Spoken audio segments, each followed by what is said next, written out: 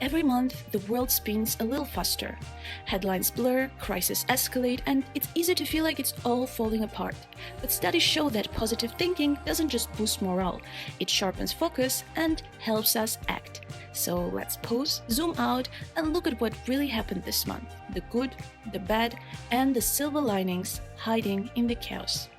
This is your global recap for March 2025. There are plenty of active conflicts to talk about, starting with the Israel and Hamas war. Ceasefire talks stalled, Gaza's famine deepened due to aid blockades. But there's a silver lining. International pressure has managed to revive peace talks. Egypt and Qatar are back in shadow diplomacy. Turkey and Kurdistan's Workers' Party have agreed on a historic ceasefire ending 40 years of insurgency. This brings a unique opportunity to build and expand the Kurdish political dialogue.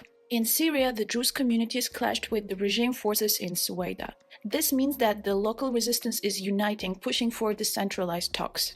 In the Democratic Republic of Congo, army offensives against M23 caused civilian casualties.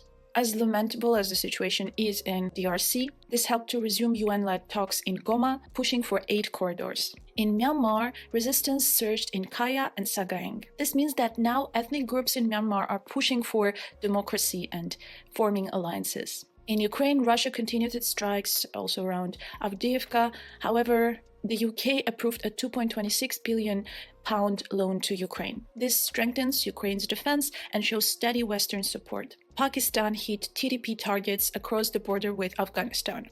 A silver lining here is that back-channel talks reopened to ease tensions. In Yemen, clashes continued between Houthis and the government forces. One of the few positive things happening here is that the Saudi and Omani mediation is restarting slowly.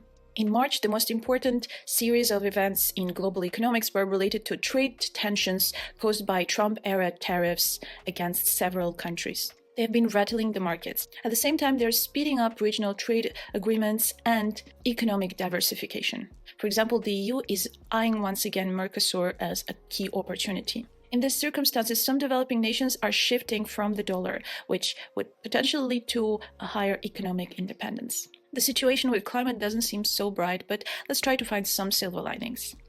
2024 was the hottest year on record, and Arctic sea ice hit the record low. Related to this, we witnessed devastating Bolivia floods and Korea wildfires, with dozens dead and massive damage.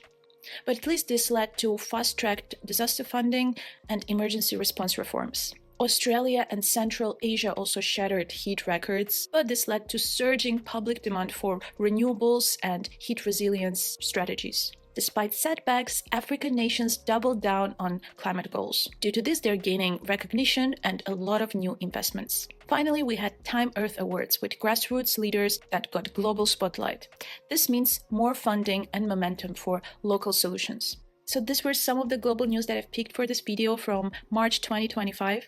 Let me know what you think of this exercise of finding silver linings in so many devastating global events. What did I miss? Because of course it's impossible to cover everything in a short format video, but I would love to hear your feedback and see you in the next video. Bye!